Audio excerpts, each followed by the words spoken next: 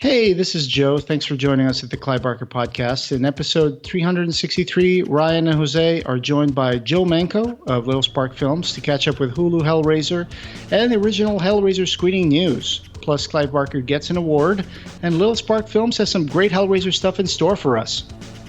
This episode is sponsored by Don Bertram's Celebrate Imagination. Don Bertram is a longtime friend of Clive, an advocate of his art. But Don's unique and inspiring paintings are for sale, and up to 50% of the proceeds go to the Arts and Medicine program at the Texas Children's Cancer Center.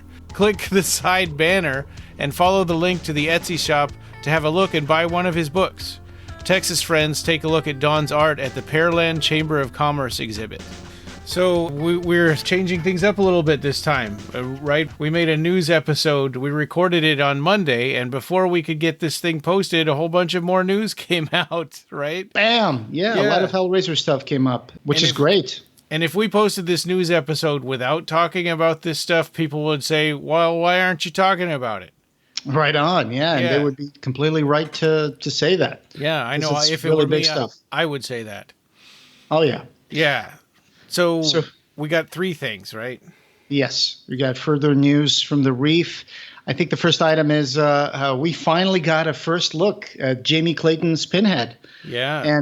And what seems to be a new Cenobite design for the new Hulu Hellraiser. Yeah. David Bruckner's reboot of the Hellraiser franchise. So he's called The Mask. Exactly. Yes. The new Cenobite design is called The Mask. It's still a little confusing as to what's going on here, but I feel like the images were a little too dark, but someone has already started, cleaning them up and boosting up the contrast and the exposure to make it seem a little more visible. And boy, is it a doozy. Do you think that color is accurate? Do you think that the Cenobites don't have any clothes and it's just like their scarred up skin and stuff? I think in an interview he said that this was a new Cenobite, The Mask. And when somebody brightened it up, all of a sudden it's like, whoa, they don't have any clothes. Or at least that guy doesn't have any clothes. Normally the ones we're used to are wearing black leather. And this guy, it's all like sort of shreds and flaps of skin peeled back and pulled up and cut and sliced and stuff. Well, in some ways, you could argue that is what the Cenobites are described like, but they also are described as having clothes and suits that were sewn through and to their skin and through their skin. I think it's interesting. I think it reminds me a little bit. The design of this reminds me a little bit of the Metropolis Machine Mensch. Oh yeah. The android. All these flaps of skin and cuts, and he's got this pale, dead skin. Yeah. With exposed muscles on his legs and his arms, and there's like some surgical, what seems to be surgical tools, right? Embedded into his flesh. But also that image that he gave was so dark, and the people who brightened it up, it makes me wonder if they took some liberties trying to figure out what tone, what color to put on there. And if it's possible, there may be some leather clothes that were mistaken for skin. I don't think so.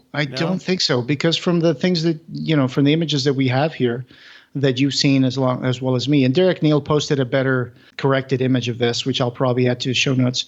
But our buddy Derek Neal of Configuration Boxes, it looks like there's nothing there, really. There's no clothes. There's just skin. And could they be wearing like a skin outfit? I mean, there's also that possibility, but this is so form-fitting.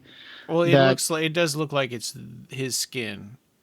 And let's describe this mask for the listeners who aren't looking at the image right now. I think it reminds me a little bit of some actual designs that came out for Tortured Souls, right? Like, for example, the face, and I guess this is the reason why it's called a mask. The face is kind of stretched out in different points of the around the face, and it's hooked to like this oval-shaped wire armature.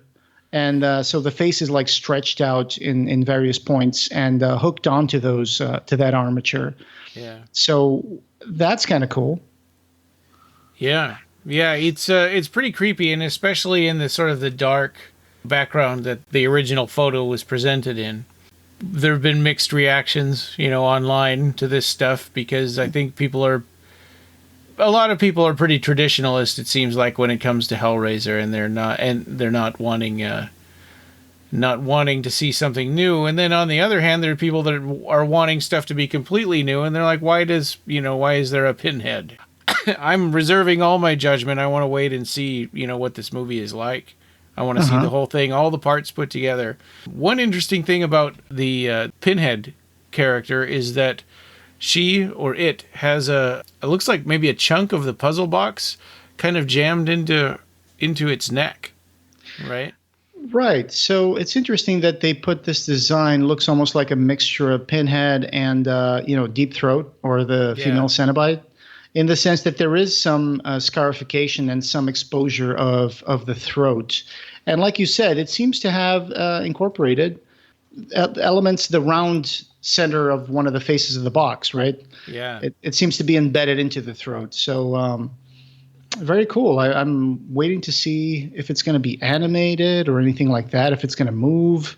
Ooh. What kind of, if it's going to be like a watch mechanism in there or something. But I like the mixture of the Hell Priest and the female Cenobite in the design. One thing is that people have been saying a lot is, I don't like remakes. And it's like, this isn't a remake. And Bruckner even said that it's not a remake, that he thought it would be too hard to try to remake the original movie, and why do that? So it's got its own story, all new characters. I mean, there are Cenobite designs that have similarities, but other than that, it's a completely new Hellraiser story. It just happens to have the same, name. It's just called Hellraiser. You did mention that, didn't you? And I think it might have been on the record in one of the previous podcast episodes that you were thinking, is this going to be like a Hellraiser 11? And I think that was Joe Manco said that, and I agree, and I've been saying all along, it's not a remake. I mean, ever since they had that test screening, and they described the plot in just like one sentence, it's like, that's not the plot of the original Hellraiser. So there's been a lot of what they call now soft reboots, right, with Halloween and stuff like that, where they go back and they say, well, it's not a complete reimagining of the first movie, or it picks up after a certain chapter in the franchise, or whatever. The rest never happened, or like whatever. But in this case, like the new Candyman. Yeah. But in this case, Bruckner said, this is not a remake. I just didn't think you could ever remake the original Hellraiser. It's too much its own thing. And it would be, I think, perilous territory for filmmakers, because how do you top that? This is a new story in the Hellraiser universe. And a big part of me is happy about that. Yeah, I agree. And for all these people that are Doug Bradley purists, Doug Bradley actually weighed in on Twitter saying he likes Jamie Clayton in Sense8. And I think we talked about that before, but then she replied. She said, Doug liked me in Sense8. And she's all excited about it. He says, love Sense8. Disappointed we didn't get another season. Contrary to any rumor, I didn't know there were rumors. I'm fully supportive of your casting and looking forward to your performance. Peace and pain, Doug. Classic Doug. Doug Bradley has been very amply accepting of other Pinheads like Paul T. Taylor and now Jamie Clayton. He just didn't really like Revelations. Revelations, yeah. And it was a little kind of miffed with Garrett Tunnicliffe taking his place in No More Souls, because he didn't know that was going to happen. But I think that didn't really affect their relationship that much. But someone raised a point on my Facebook. They said something like, they always felt like Doug was kind of semi-retired from Hellraiser, from playing Pinhead.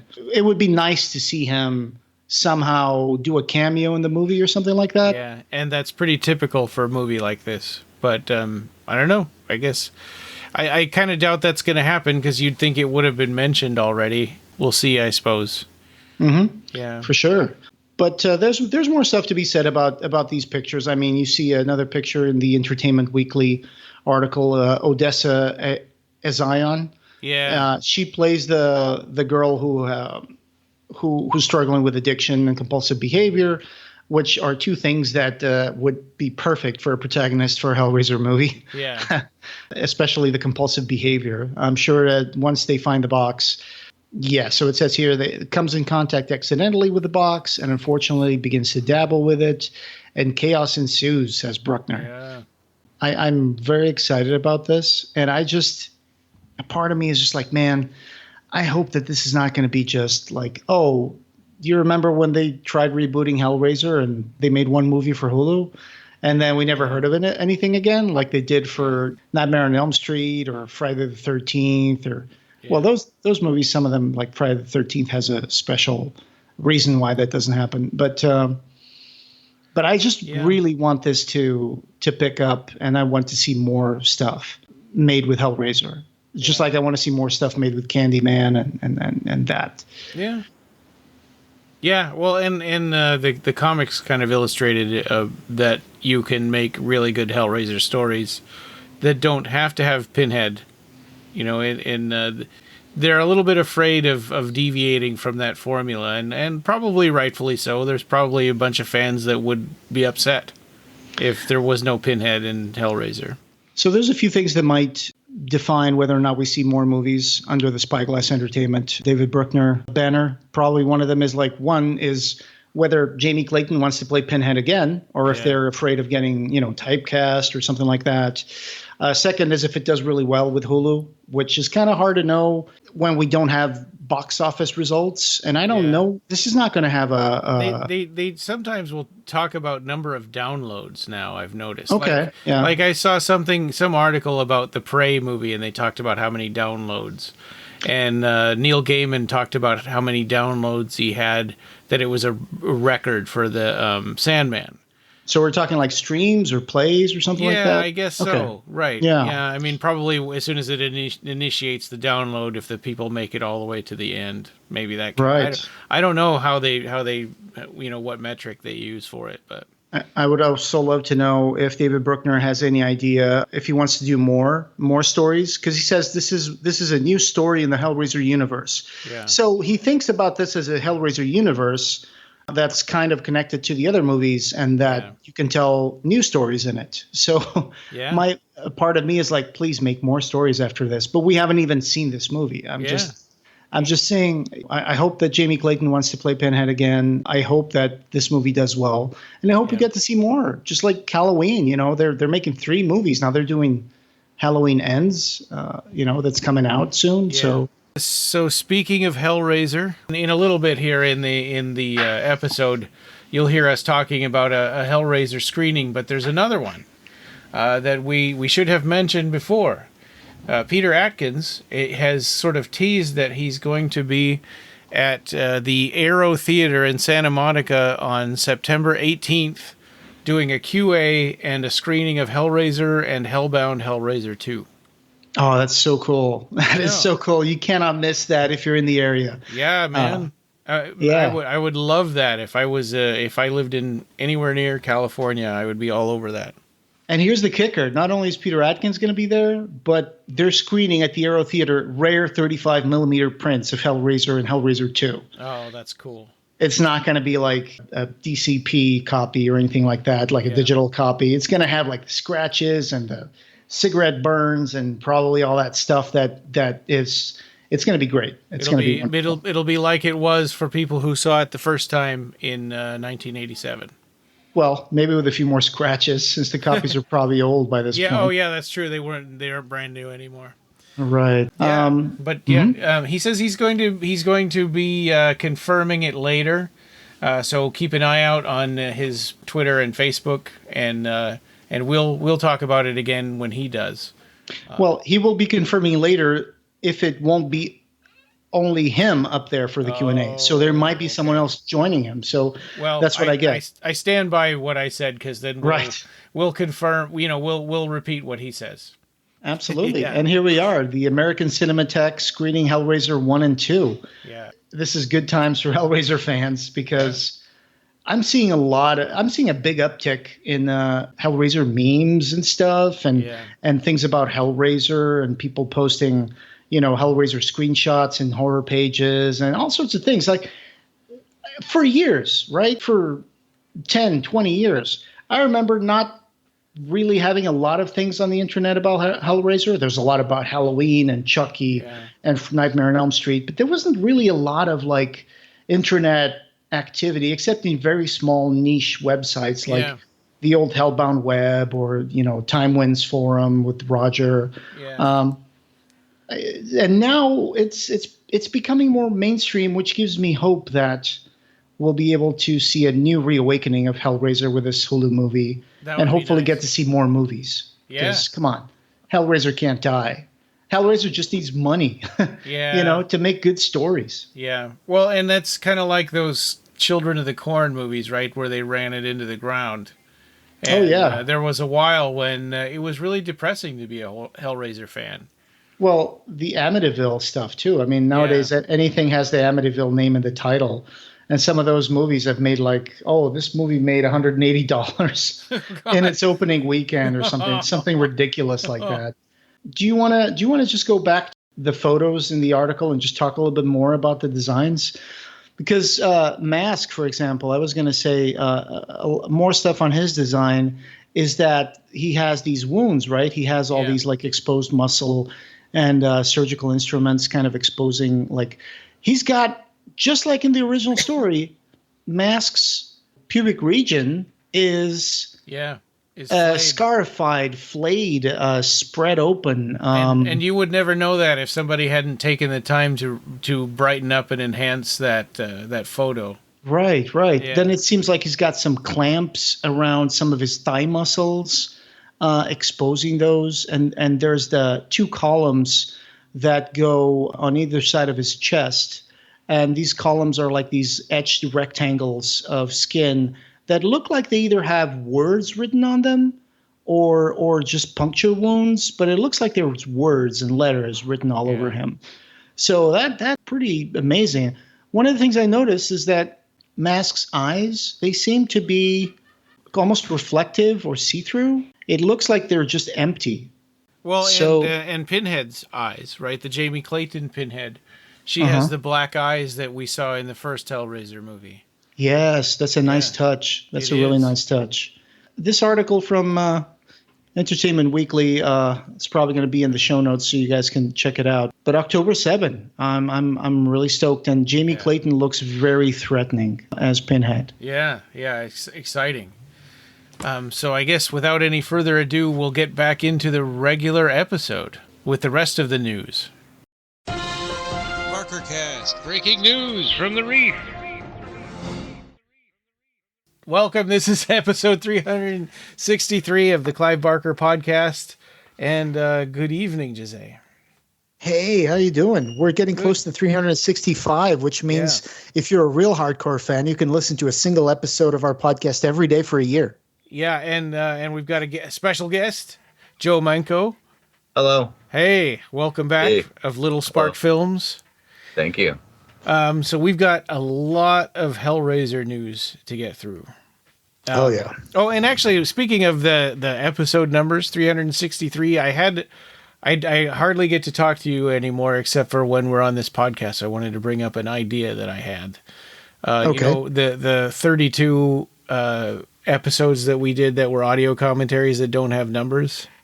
Oh, sure. Yeah. No, I know we've done more. Yeah, that's true. It's been on my mind that it's been really bugging me that they don't have numbers, and I've been thinking of reissuing them as sort of like reruns and putting numbers on them. I think that'd be a good idea.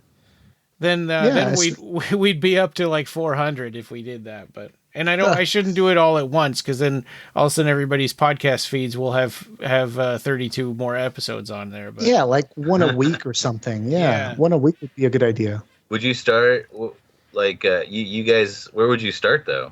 I'm trying we started out with commentary track for Hellraisers, right? That was the first one. We started only with the ones that Clive Barker personally, directed. And then we got more and more loose about that as time went on and as we ran out of movies to. It's definitely a good idea to start putting them out, at least the Hellraiser ones as a start, because this is going to be a countdown to the Hellraiser release, which is going to be in October 7, right? Actually, Hellraiser was our 14th one, according to this.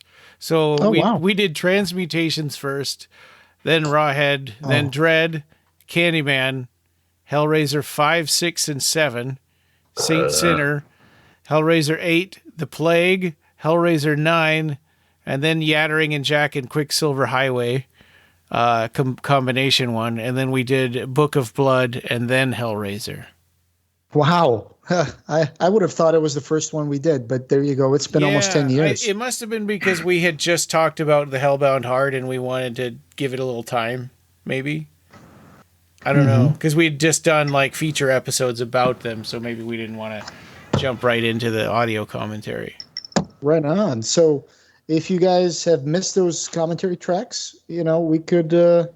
I would suggest we start releasing the Hellraiser ones first because of the Hulu Halloween thing. Yeah. And then we could pick up with like transmutations and stuff. And also there's going to be a lot more Barker content that we're going to be talking about today with Joe. So that's going to be cool. Yeah. Yeah.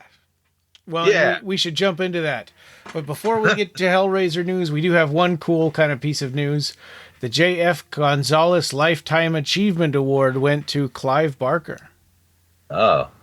And that's a Splatterpunk award, I think. All these other awards they did were for Splatterpunk stuff. On August 13th, they announced that Clive Barker got the Lifetime Achievement Award from them.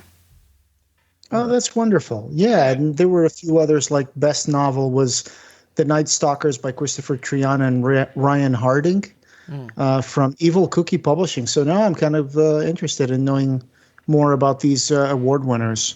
Yeah. Well, and then with no segue at all, we'll jump right into the Hellraiser Hulu news because it's just been started to pile up.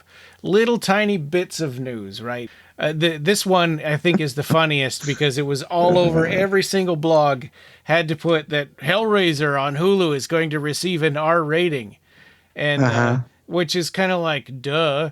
But Fangoria had the funniest, snarkiest article. It said, "New Hellraiser ditches family-friendly roots, is R-rated." Well, they got that half right, though, because it is about family. You got the Larry and Kirsty and the stepmother, Julia, and well, from the articles big family thing they're doing, it's not. It sounds like it's gonna be a bit different. It's not gonna have all that family stuff in it. That's true. Yeah, and that's why it kind of irks me a little bit, all the news blogs that are calling it a remake. Because they're saying it's true to the source material and everything, but the first thing I read is someone coming withdrawing from drugs, and I'm like, that didn't happen. some lady's brother is missing, or I think the small plot synopsis that we read from that secret screening tells me that it has different characters and a different story than the original Hellraiser. So maybe it's just going to be a Hellraiser Part 11. Which ain't a bad thing. I'm not sure. We'll see. I don't know. I'm excited to see it regardless. So. If it is a Part 11, it would be the highest budget sequel in a long time. I think this is going to be a reintroduction. It's going to be like a soft reboot, right? Yeah, like those new Halloween movies, right? They acknowledge the original, but they say, okay, now here's what's going on now. The Halloween Choose Your Own Adventure. Yeah, I know. Yeah. And speaking of that, they released a teaser trailer, and I called it a teaser title video because it's not a teaser with any footage of the film, right? It's a title going across the screen with some spooky music, and you can see a little bit of Pinhead's face in the background. Right. Huh. It's almost like that Nightbreed crawl across the screen, except the background is just this red image of the new Pinhead. You can barely make it out. But I'm hoping that the next teaser trailer will have some footage from the film. That would be much more interesting. I'm split on that. I'm really happy that we're not getting all this information. I want to kind of go into it fresh with no information at all. But as a podcaster, I suppose we need to have stuff to talk about. So Well, there's been a few key arts going around, but they're all fan made. Yes, they keep fooling me. I keep on going. Is this one the original? Is this one made? None of them. One with the shadow, the one with the shadow on top of the limit configuration is fan made, and everyone thought that was real. But I mean, the box is completely different from what Jamie Clayton did that photo with forever ago. It has a box that looks like Pyramid Gallery, lament configuration. It doesn't have the designs from the new one, right, that she was holding on her Instagram. Sure. And I've been seeing this other concept poster art going around that's pretty nice by a guy named Graham Cole or Coleman. I've seen on LinkedIn, and he's got some fantastic work. But I see people sharing that too. But if you go to their IMDb page, it's just comic book art still. Yeah, it's that talking about the poster that has like a female Pinhead with a leather sexy outfit holding the box. Yeah, it's like a floating head in black, and there's some red wish stuff.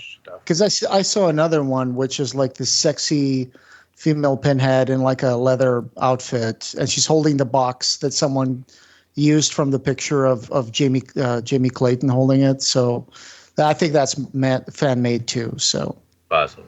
Yeah, it's interesting, right? That everything is fan made. All we have is sort of a logo, and that's it. It's the hype train, Ryan. Choo choo. Yeah. Join the hype train. Yeah. It's all about the fans, man. Influencers. The one thing we did learn from this teaser video is the release date, and we previously said, from Ed's source that it was going to be on Halloween. And it's I guess it's not Halloween, but it's Huluween, which is in the entire month of October. It's going to be on October 7th. Yeah, like I talked to Ed, and he said, well, I never said it was Halloween, but it was going to be part of Hulu Halloween. So it's still the same month, Yeah. I'm actually stoked that it's going to be a little earlier than we thought. Yeah, me too. We got to get ready for that. I've actually I got Hulu. I started paying for Hulu, and I watched Prey this weekend. Oh, there you go. Yeah. I've been meaning to watch that movie too. I need to get back on Hulu. And I've been watching Only Murders in the Building. Have you seen that show with Steve Martin? I haven't. Have you, Joe? No. The one Steve Martin, Martin Short, right? Yeah, exactly. Selena Gomez. Yeah. That shit looks real fun. I want to check it out. It's all kind of centered around podcasts too, which is kind of cool. It's nice to see people making podcasts kind of ubiquitous part of culture. Right. It's validating. So here's a fun bit of trivia that, I just moved to Cleveland today. The movers came in and dropped all the stuff. But it was funny because when they were picking up my stuff in my other place, I moved like about close to 4 hours away from where I used to live. So now I'm like I'm not in downtown Cleveland, but I'm in the city of Cleveland. Yeah, about 20 minutes away from downtown. But so the movers were carrying my stuff, and then I walked outside to talk to them a little bit. They were having a break, and it was like they were talking about scary movies. And they were talking about, oh, man, I like that movie, Freddy Krueger. And it's like, and I just name dropped, and it's like, oh, yeah, you guys seen Hellraiser? And immediately one of the guys, he was African-American, he's like, yeah, by the same guy who made Candyman, right? Wes Craven. I was like, Clive Barker. And it's like, yeah, okay. And the other guy next to him just started saying, oh, yeah, Hellraiser, man. The Cenobites, explorers of experience and pain. I was like, yeah. It's like, I was surprised that, out of the blue, two random dudes would just know about that, especially because one of them was an older gentleman. So I was like, oh, that's cool. Yeah. So they just started talking about, how the African-American guy was telling me how he was scared to watch Candyman when he was young. And he was talking about how he was happy that Tony Todd showed up at the end of the movie, the new movie, and all that stuff. So we were talking about the new Candyman, and it was pretty fun. It was like, awesome. Hey, I walked out of the house just at the right time to promote the Clive Barker work and the podcast a little bit more. I was like, yeah, I got a podcast. I'm like, yeah, that's cool. I didn't really pass any cards or web addresses, but Clive Barker Podcast. Yeah, so look it up, fun. Dudes. Yeah, that's cool. Did any of them say, like, you got any beer? And you said, there's some in the fridge. Oh, that's a good one. Were they moving a mattress? Yeah. Yeah, they did move a mattress. Yep. That's nobody got hurt though. Nobody was bleeding. Yeah. Everybody was fine. Is so whatever I don't know. I'm afraid to look. whatever ghosts were in my house, they've remained in the walls, unsullied and unawakened. Good. So Doug Bradley commented at a Gen Con, I think it was. He was at a Hellraiser panel, and he commented on his thoughts on the casting for the new Hellraiser movie. And he said he's not familiar with Jamie Clayton's new work, but he liked her in Sense8. He said really it's going to come down to watching the movie, and that's not surprising, right? I mean, that's kind of how we all feel too. And he said it's going to come down to the writing. But the one little thing that he did mention in there, to me, they buried the lead, is that he met the actor who's going to play the Chatterer in the new Hellraiser movie. Oh. And so that means there's going to be a Chatterer. He said this guy is like 6'7", and he called him 9. He said he was 6'9", right? And he said he was a beanpole. So he's like really tall and skinny. Okay, that's interesting for Chatterer. Yeah, right. Yeah. I mean, Joe, would you have cast someone like tall and skinny for the Chatterer? I mean, yeah, I would have. I almost had a Chatterer cosplayer for one of the Hellbound Laments. Oh yeah. But he was a short guy. He was pretty short, but he had working props, and so forced perspective, I would have made him look tall, but it would have been difficult. Yeah. Well, I agree. And one thing that I was chatting with somebody, I think it was with Ian. I was chatting with Ian on and we were talking about that, and I said, what if? Because he said, well, you think Butterball will be there? I said, I don't know, maybe. It's kind of sounds like they're going traditional with the Cenobites.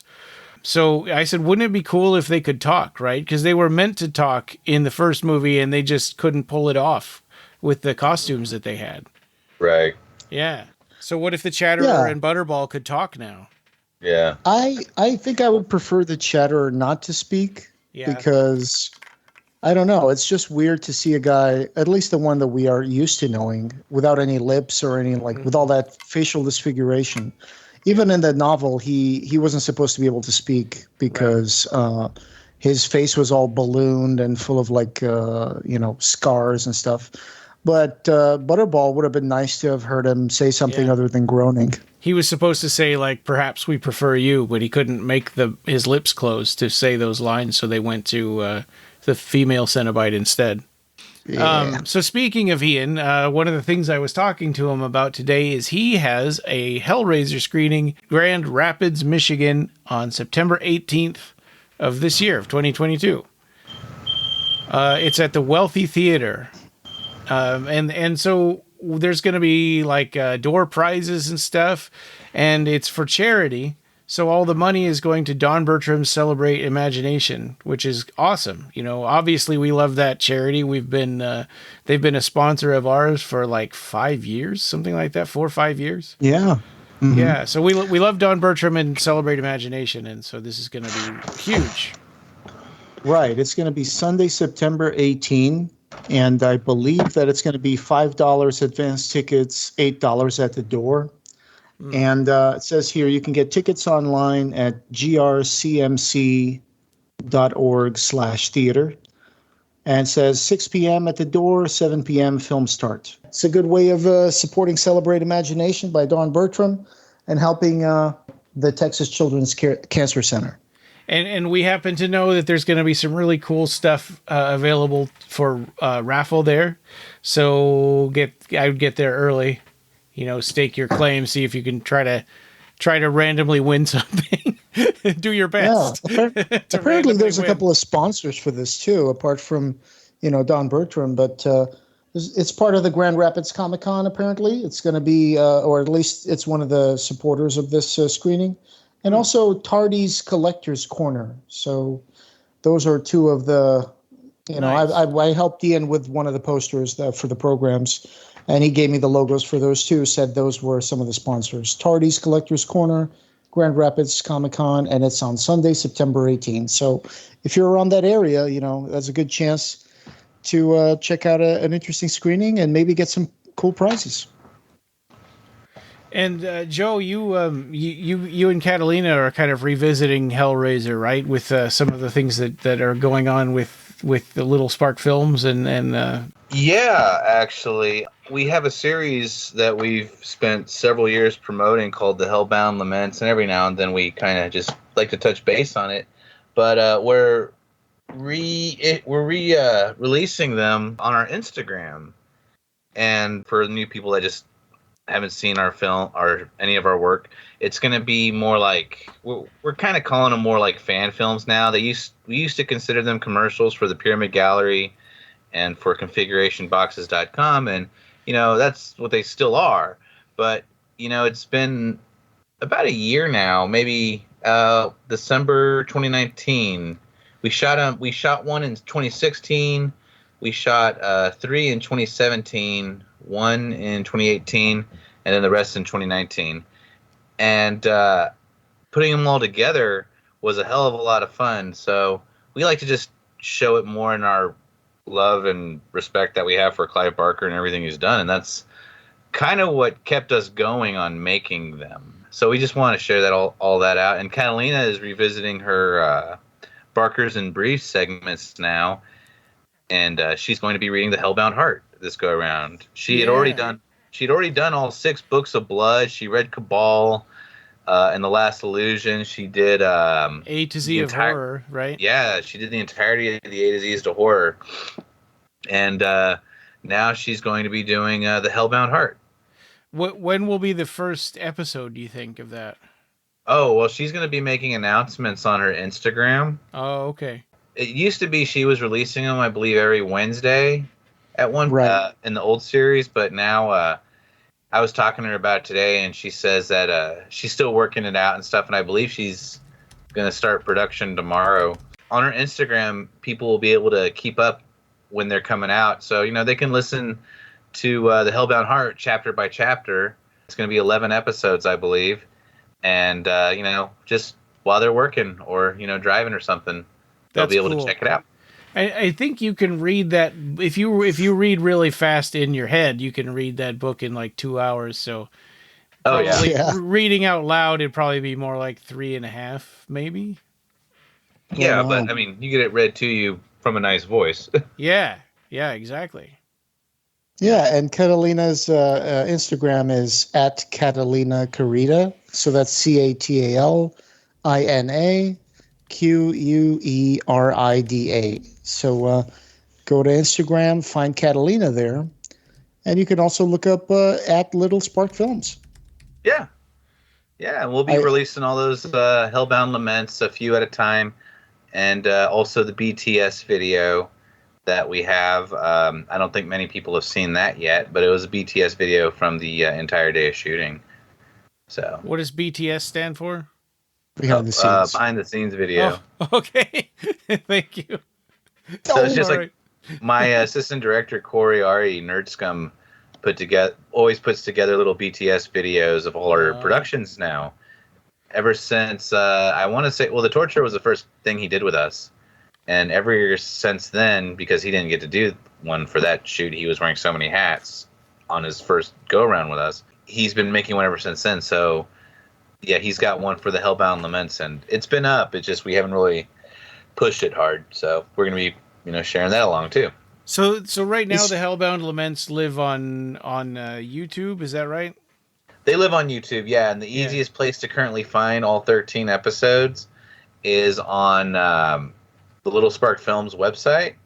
You just go to littlesparkfilms.net, and you could find the entire series right there, or you could just wait and watch them drop on our Instagram. Collectively, the whole series is about 30 minutes.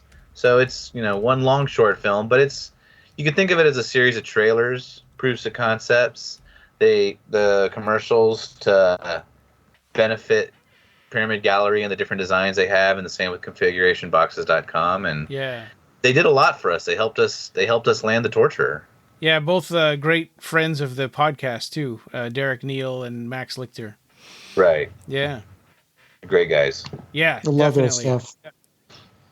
And you really did some justice to the little stories and vignettes that you've created for the boxes. I mean, there's even one for like a Midian configuration, right? Right. We did 2 for the Midian configuration, which was designed by Mike Montori, and it's a beautiful box. I know some of these videos. people like to hit us up sometimes when they see these videos and they say, "Oh, your video made us buy this box. We bought a box," and it feels really good knowing that we've helped these companies and we've helped just spread the love of Clive Barker. Oh yeah, inspire people to get into that whole stuff, and finding out that there's merchandise out there and that they too can own a little piece of the dream. Right. Yeah. The Barker fan community needs to stick together. Exactly. Yep. That's right. Yeah. And then the Barker and Briefs, is that going to be on YouTube as well, or is that going to be on another platform? I believe she's released all the old Barkers and Briefs, the previous episodes. I believe she's released them on YouTube as well. Okay. She'll probably be uploading them to Instagram first, and then you'll be able to catch them on YouTube afterwards. But she's going to be making updates through her Instagram and Twitter. Okay. Yeah. So definitely that's the place to follow. And I follow all your stuff on Twitter because that's the and Facebook. I'm terrible at Instagram, but I'm trying to learn it. It's always like, hey, you can do all the same stuff on Facebook. But yeah, I think just Instagram filters out all the other stuff and just keeps it strict to pictures and videos. Yeah. And of course, there's also the Linktree for Catalina, which is Linktree/Catalina Carita. So you can book her. You can check out all the websites that she's on. Does she still do open mic Mondays? She does. She does from time to time. Not every Monday, but she still goes out there, and she supports all the independent artists and thriving comedians out there. And she performs as well. It's pretty cool. They got a write up in the Dallas Observer, which helps really spread the word about the happenings around town. That's awesome. That's great. All of that. So plus, you guys are doing movie projects that you can't talk about. Yeah, I know. Still in and the stuff for Troma now, which I'm actually logging into as we speak right now. Well, a lot of our stuff is on Grindsploitation and 9 and 10. And then there's we just got word that Death World, our fake trailer from Frightmare, is going to be on Grindsploitation 11. Whoa. But and then all of our Grindhouse Showcase, even though it's featured in 9 and 10 of Grindsploitation, it's going to be getting its own release sometime soon. I don't know when. They have a lot of submissions to go through, but the Torture just got on Tubi, and it's on Plex, Tubi, and OneHub, and I got notification that it might be on an even better streaming service, but you can't tell us which one yet, huh? Well, it's just like if I say it, it might not happen. Yeah, you don't want to jinx it. Right. Yeah. And then we got stuff we're doing, and but right now, Weissmers is still in post-production. Anthony Galatis is still doing rotoscope artwork, and no kidding, rotoscope artwork by Anthony Galatis. That sounds amazing. Yeah, so he has like 14 minutes worth of rotoscoping to do. Wow. Whoa. And I am the worst person ever for making him do that. But it's important to the movie, and it's not like your modern rotoscoping, to save continuity. It's your old heavy metal style, and that's cool. Or like the old Lord of the Rings. Yeah, exactly. Yeah, that's awesome. And while we were talking, I just put my money where my mouth was. I kept saying on the other episode you were in that I was going to subscribe to Troma Now, and I just did. Oh, right. I just did, ready to start watching. So what was that show that you guys did? It was the Gringo Fantastico one? Gringo Fantastico. The very first episode is The Toxic Avenger. Oh, I think I found it. Awesome. And dropping on September 1st, there will be a few more episodes available on Troma Now from the season. So he's like a horror host, right? Gringo Fantastico. Yeah, he's a horror host. He's a Canadian Mexican luchador. That's awesome. Who's really into hockey. All right. Yeah, that sounds very unique. Yeah, and but yeah, we Lloyd Kaufman is a special guest in the first episode, and we watched The Toxic Avenger. Yay! I got it. I found it. I got a 30-day trial, and then it charges me $4.99 a month. So that's worth it for Troma. I still remember the good old days when Troma had like a huge catalog of movies for free on YouTube, and they just had ads on them. Yeah. And then it was for the longest time it was that way. Then they just took them all down. Yeah, that and was I remember YouTube. seeing yeah. Anyway, when they started doing that adpocalypse thing where anything that had like shocking content had to be removed or demonetized. So now they got this awesome app, Troma Now. And speaking of Troma, aren't you guys tonight, as we're recording this, tonight is Monday the 17th, or the 29th. As we're recording this, aren't you guys, you're hosting a Class of Nukem High screening? That's right, over at Studio Movie Grill right now. Actually, it should be winding down for the evening. There was a Troma Movie Monday at Studio Movie Grill in Lincoln Square. We screened The Class of Nukem High, originally from 1986, where Lloyd Kaufman is labeled as the director Sam Wiesel or something like that. Oh. Yeah, he didn't put his real name on the movies because he was trying to hide it from the Directors Guild. I love it. I love it. Did they ever make a sequel to that? They did make a sequel, right? Nukem High 2. There's awesome. 5 of them. Oh, there's 5? Wow. I've only seen number 2. I've never seen the first one. Well, now I got Troma Now. The first one's amazing. You can watch all 5 of them on there. Oh, really? Yeah. Yeah. Yeah, definitely. Watch all 5. I know what I'm doing. All right. I mean, 2 and 3, people talk, people don't like them at times. It's give or take. It is what it is. I mean, I like all 5 of them. All right. Yeah. Well, just say you don't have to unpack. You can just watch Troma movies instead. On my phone. Yeah, on your phone. Yeah. That's like, Joe, you shot those Hellraiser Lament configuration, Hellraiser Laments in like 6K or something, and now it's on the tiny Instagram where people can see them like super, super tiny. I know. But, there's always YouTube. Be shown in IMAX if we wanted. I don't know. They're going to be in 4:4, old school television. Oh, really? No, I don't know. I don't know how they're going to be, like, what they're going to look like. They're going to probably look still in their widescreen format. But the point is to check out the website, littlesparkfilms.net. If you still use a desktop computer, for those that actually use a desktop or a laptop, you could watch them in all their glory in full 6K resolution. Yeah. Hey, at least you're not cropping them to like vertical video, like phone format. No, I hate that.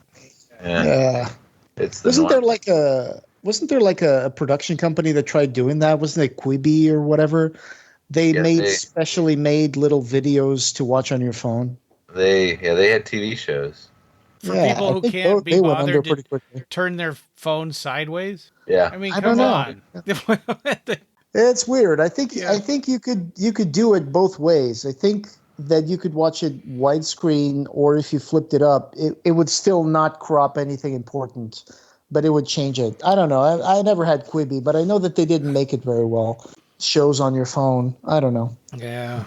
I try my best to watch things on the TV whenever I can.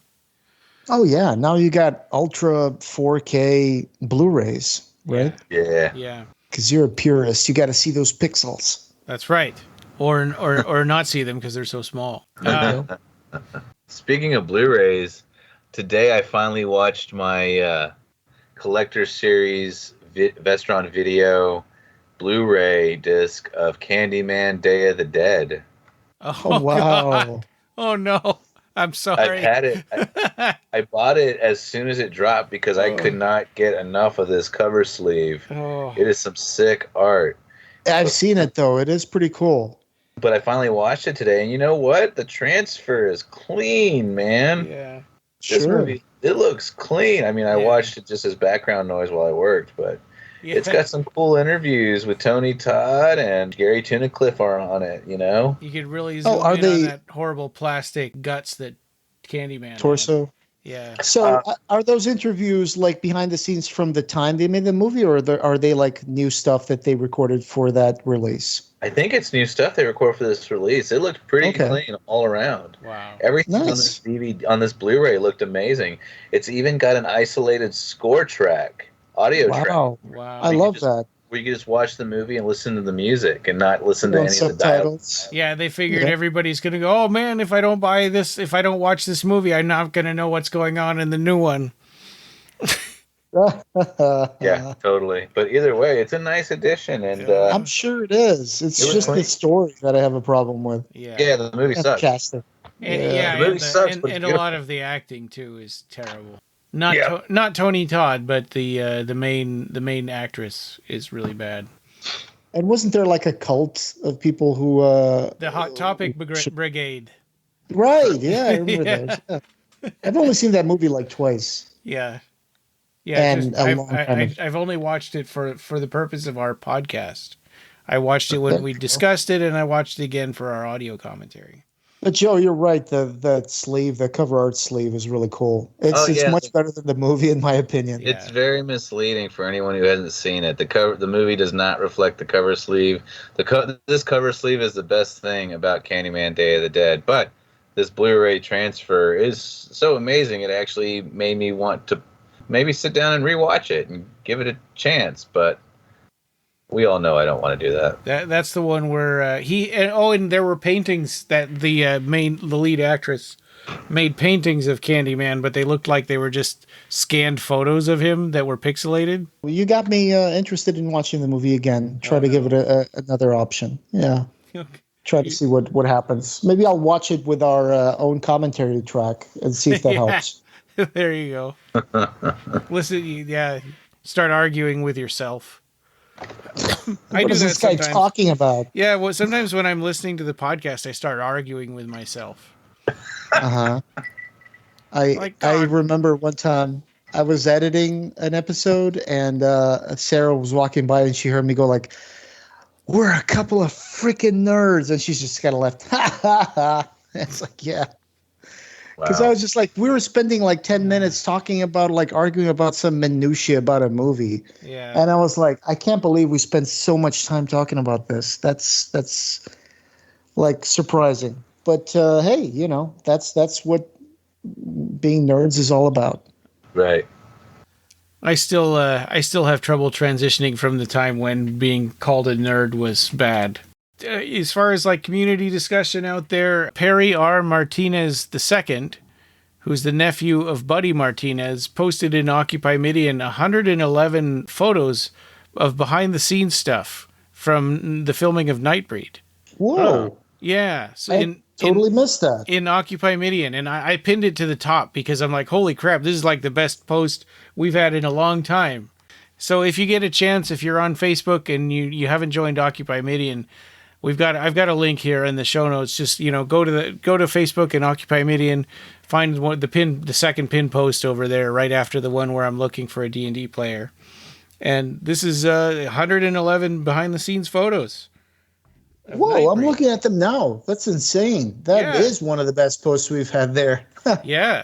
Wow. It was really nice because after the director's cut came out, where it's kind of like, well, we slowed down a little bit as far as like having a lot of really cool stuff to talk about. I mean, sure. The Nightbreed TV series seems to be in development hell, and but here all of a sudden it's like, holy crap, look at that stuff that nobody's ever seen before, or fans anyway really haven't seen before. Yeah. Yeah. Well, yeah. See, it's like I'm learning stuff that I should know, and thanks for bringing this up, Ryan. Oh yeah. Yeah, I think everybody should go take a look at that if you can. Everybody who's a Nightbreed fan. So, coming next, we've got a lot of stuff kind of in the works, I think. Oh, one thing is also that I've been working on. I spent 3 hours this weekend talking to map makers, mapping the Imagica and making a map of Isordarex. Ambitious. Yeah, and I've been watching the progress. And I'm so happy and amazed. And I had 2 different map makers that I was talking to, and I had to pick one, which was kind of sad because they both were great. But one of them was going to be able to do it in half the time and not as much money. And so we ended up going with that one. But they were both great, and I would have, if there was only the other one, I would have definitely gone with him too. But yeah, and I'm resisting the urge to show you guys the progress because you're players in the campaign. So I'm I'm just going to save it. It's going to be a reveal in the game. I understand. Right on. But yeah, I'm super excited. This guy seems to really get it too, as far as like how Imagica works, which is hard. Imagica is hard to wrap your brain around. It's like even a simple question like, well, are these things planets or what? It's like, you know what? I don't know. I don't know. Is the fourth dominion a planet, or is it like a flat Earth kind of a thing? The second dominion has a sun that's really just a comet that flies around it, but do the other dominions have that? It doesn't say. I don't know. We know what the Earth is, and the Earth is the fifth dominion. There's a lot of stuff that's open to interpretation, and there's also some liberty that we took because it's 30 years later, and some things will have changed a little bit. I'm super stoked about that. I just wanted to kind of bring that up because that's something to look forward to whenever we can get our next Jericho squad going. Wow, I'm listening to you, but I'm also going through these pictures in Occupy Midian. There's pictures with Mick Garris and John Agar with his like fishing hat, and Clive Barker in that little hut full of like dolls parts and stuff that John Agar lives in, and it's really good, amazing stuff. It's really really cool pictures, and I finally found out that Arnie, the guy who gets beheaded in the Sweetgrass Inn, actually has long hair. I never saw that detail. Oh, I guess because he's got business on the front and party in the back. Right. Yeah. Which was the style at the time, like tying an onion to your belt.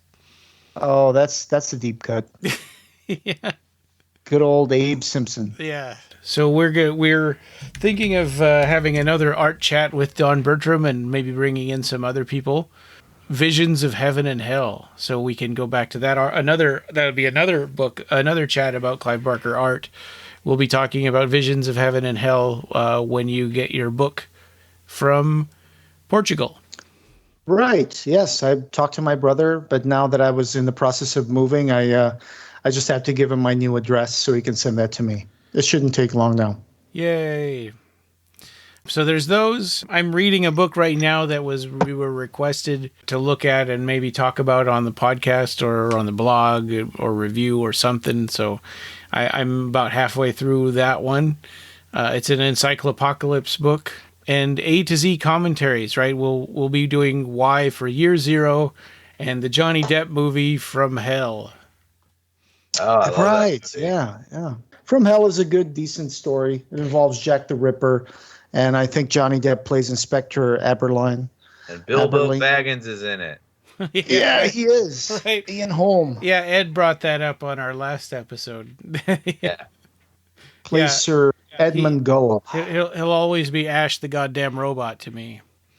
Yeah. Sure. Right. Yeah, or the priest guy from The Fifth Element. Oh, right. Yeah. That is him. Right. Yeah, so that's the letter Y, right, in Clive Barker's A-Z of horror. So that means after like 3 years of doing these, we're almost done. The end is in sight. Congratulations. That's right. Yeah.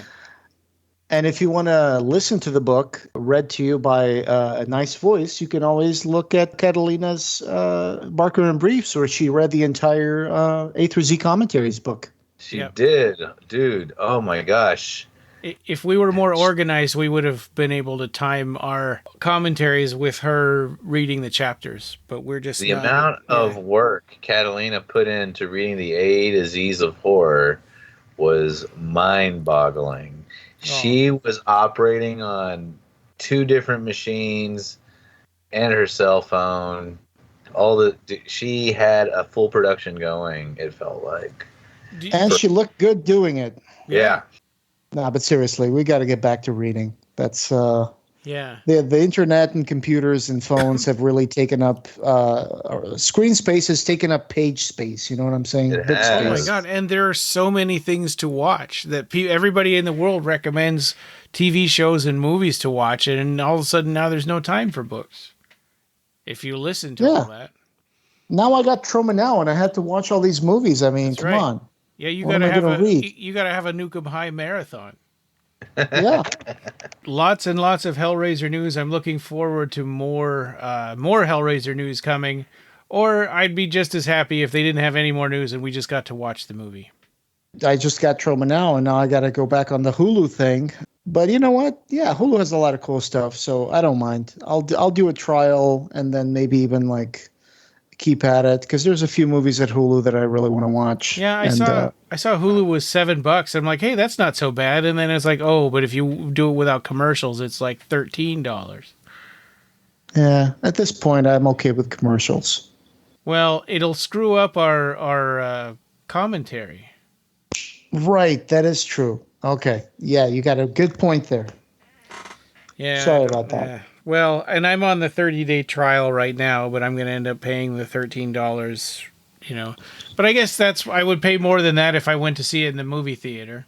And I'll probably quit Hulu as soon as it's over.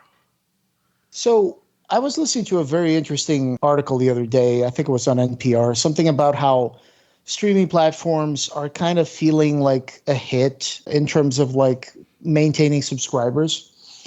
And the trick is that, for example, Disney Plus and other things like that, they have like their theme parks to fall back on, right? So, and now it looks like some things like Netflix, some streaming services are also coming up with their own like Stranger Things experience and things like that, where they're actually physical locations that you can go to. And it's kind of like a ride, it's kind of like an experience. So it would be interesting if Hulu did the same and had like something in the future, like a place where you could go and have like the Hulu Halloween Hellraiser experience. I think that would be an interesting idea. So if anybody in Hulu is listening to this, hey, I charge 10%. Yeah, well, just sell us the 4K Blu-rays and T-shirts. That'll be cool. Yeah, just put out a physical media release of that movie, because I can buy it. I know there's a bootleg floating around that looks pretty clean, a bootleg Blu-ray, and if Hulu doesn't do it, yes, I'm gonna give this other guy my money because he did it. That Stranger Things experience you were talking about, a friend of mine, Sean, who I grew up with, he made this photograph called the Mothership that gets like stolen and spread all around the internet. And Stranger Things used it on one of their promotions without permission. And no kidding. He was in a big fight with them for a long time. But he just sent a picture on Facebook saying, hey, here's me at the Stranger Things experience. And I got the VIP treatment thanks to my issues that I've had with them. So, well, okay. Yeah. That came cheap. I don't know if that's all he got. He hasn't really talked about it. He's probably not allowed to talk about it. Yeah. So the Mothership. Yeah, it's a cloud formation that sort of looks like a mushroom cloud. It's a photo he took in Montana. Okay. Interesting. And people steal it all the time and use it for their own stuff. Sure. And he's always having to chase them down and say, hey, I'm the original photographer of that. Yeah, like the Supergirl had that picture of Michael Myers and Jason Voorhees having a milkshake at the beach. Right, exactly. And it keeps popping up everywhere. It's like they put their watermarks on it and stuff, and just they sell merchandise with that picture. And it's like, it doesn't belong to them. It belongs to the Supergirl. But that's the internet, Yeah, and up till then, it was just individuals and like little companies and stuff. But, all of a sudden Netflix is doing it. Like, holy crap. Yeah, someone messed up. Yeah, he was also in an ad for iPads, I think. He was a storm chaser in an iPad ad. Oh, that's cool. Yeah. Because he's actually like, he goes through, takes pictures of clouds and stuff. Yeah. He drives into tornadoes and stuff. That's fascinating stuff. Yeah. Yeah. So your friend Sean. Yeah. Shout out to Sean Heavey. Well, keep chasing those motherships. That's right.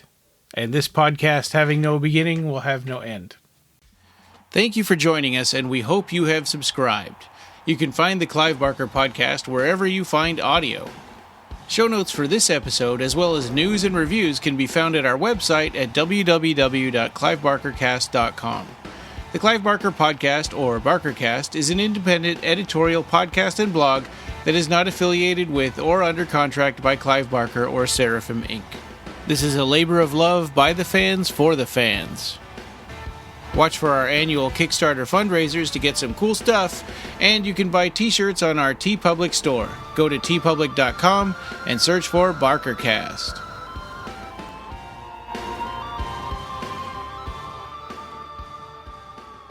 Thanks for listening.